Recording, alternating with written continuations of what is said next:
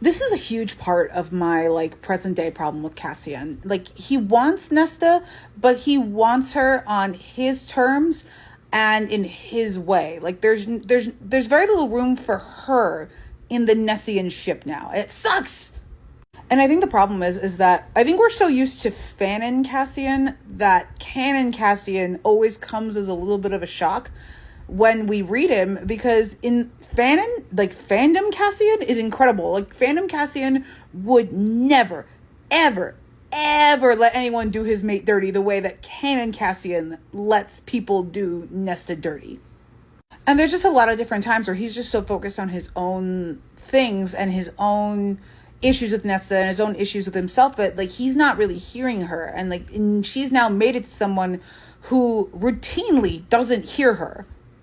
Like even this comment where he's like, "Oh, it's not my fault that I'm shackled to you." Like that was literally the worst thing he could have said in that moment, but he wasn't even really hearing what she had to say about it. Like I don't think like her problem was not that like she mated Cassian. Like her problem was that like, oh shit, I'm somebody's mate. Like this is now like set in stone. Like holy shit, what am I gonna do? Like she's still coming from like a very human mindset. Like she grew up human. Like the fact that like this is her person forever, like that's gonna take a minute. And it sucks because he never ever gives her one. He's always just like, you want to take a week to not talk to me and deal with your shit? That's fine, as long as you talk to me at the end of it. That's a great moment and I love it. But he never actually does it, because this was a moment where she even said like before she got taken to the Illyrian rite or whatever, she's like, I need you to go away for like a week or until I call you, whatever comes first.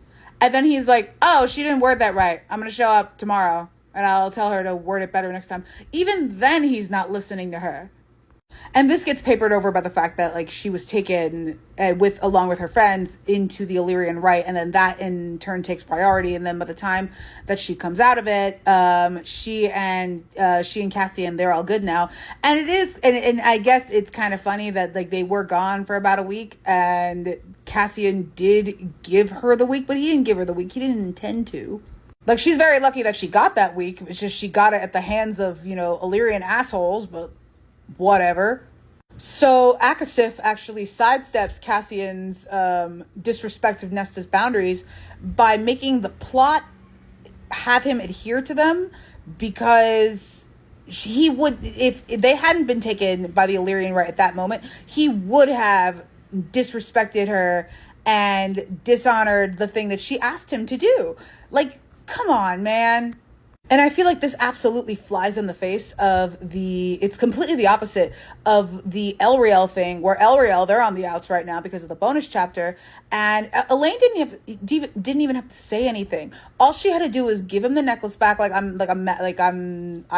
leave you alone. Like you don't want this, I'll leave you alone. And they will eventually clear it up in their book, but he is, as of now, staying away from her. He's miserable about it, but he's putting her wants and needs above his own wants and needs. We fucking love Azrael and Elaine. We love them. Well, I love them. You don't have to love them, but I like them a lot better than Nessian. Even Lucian is Elaine's actual mate, and he's like, I cannot stand to be in a room with her for like over more than 2 minutes. And part of that is probably because he can tell that she's just so not about him, so he stays away from her. And good for him. Cassian, I am begging you, take notes.